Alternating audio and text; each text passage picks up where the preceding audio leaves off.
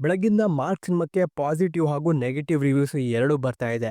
ಸುದೀಪ್ ಹಾಗೂ ದರ್ಶನ್ ಫ್ಯಾನ್ಸ್ ನಡುವೆ ನಡೆದಿರುವಂಥ star ವಾರಿಂದ Darshan fans ಬೇಕು ಅಂತ ಮಾರ್ಕ್ ಸಿನಿಮಾ ಚೆನ್ನಾಗಿಲ್ಲ ಅಂತ ಅಪಪ್ರಚಾರ ಮಾಡ್ತಿದ್ದಾರೆ ಅಂತ ಕಿಚ್ಚನ ಫ್ಯಾನ್ಸ್ ಹೇಳ್ತಿದ್ದಾರೆ. ನಿಜವಾಗ್ಲೂ ಸಿನಿಮಾ ಹೇಗಿದೆ, ನಾನು ಯಾವುದೇ ಒಬ್ಬ ಸ್ಟಾರ್ ಕಡೆ ಸ್ಟ್ಯಾಂಡ್ ತಗೊಳ್ದೆ ಸಿನಿಮಾ ರಿಯಲ್ ಆಗಿ ಹೇಗಿದೆ ಅಂತ ರಿವ್ಯೂ ಮಾಡ್ತೀನಿ. ಹೆಲೋ, ವೆಲ್ಕಮ್ ಟು ಜಿಮ್ಸಿ ಟಾಪಿಕ್.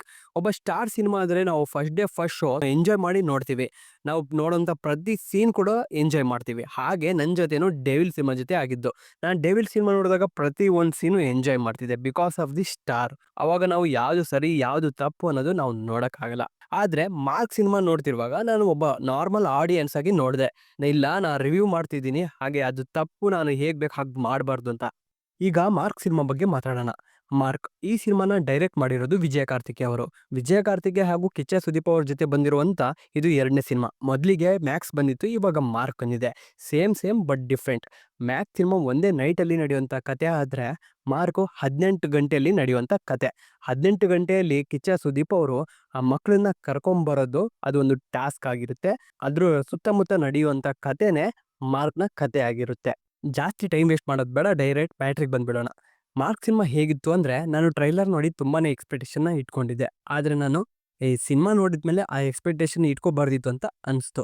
ಸಿನಿಮಾದ ಸ್ಟೋರಿ ಹಾಗೆ ಸ್ಕ್ರೀನ್ ಪ್ಲೇ ತುಂಬಾ ಪ್ಲೇನ್ ಆಗಿತ್ತು. ಫಸ್ಟ್ ಹಾಫ್ ತುಂಬಾ ಆವರೇಜು, ಸೆಕೆಂಡ್ ಹಾಫಲ್ಲಿ ಪಿಕಪ್ ಆಗುತ್ತೆ ಅಂತ ಅಂದ್ಕೊಂಡೆ. ಆದರೆ ಸಿನಿಮಾ ಬರ್ತಾ ಬರ್ತಾ ತುಂಬ ಸ್ಲೋ ಡೌನ್ ಮಾಡ್ಕೊತ ಹೋಗುತ್ತೆ. ಸುದೀಪ್ ಅವರ ಪರ್ಫಾರ್ಮೆನ್ಸಿಂದ ಸಿನಿಮಾ ಅವರ ಶೋಲ್ಡ್ರಲ್ಲಿ ಕರ್ಕೊಂಡು ಹೋಗ್ತಾರೆ. ಅವ್ರು ಬರೋಂಥ ಸೀನಿಗೆ ಎಲ್ಲ ಫ್ಯಾನ್ಸ್ ಎಲ್ಲ ತುಂಬಾ ಎಂಜಾಯ್ ಮಾಡಿದ್ರು. ಆದರೆ ಕತೆನೇ ಇಲ್ದಾಗ ಎಷ್ಟೇ ಎಂಜಾಯ್ ಮಾಡಿದ್ರು ಅದು ನಮಗೆ ಕಿಕ್ಕು ಕೊಡಲ್ಲ. ಎಂಟ್ರಿ ಸೀನಲ್ಲಿ ಆಮೇಲೆ ಮಾರ್ಕ್ ಟೈಟಲ್ ಕಾರ್ಡ್ ಬಂದಾಗ ಇದ್ದ ಫ್ಯಾನ್ಸಲ್ಲಿ ಜೋಶು ಸಿನಿಮಾ ಎಂಡಿಗೆ ಬರೋ ಅಷ್ಟೊತ್ತಿಗೆ ಇರಲಿಲ್ಲ. ಯಾಕಪ್ಪ, ಎನರ್ಜಿ ಖಾಲಿಯಾಗಿತ್ತು ಅಂತ ಅಲ್ಲ, ಆ ಕಥೆಯಲ್ಲಿ ಆ ಎನರ್ಜಿ ಇರಲಿಲ್ಲ ಅಂತ.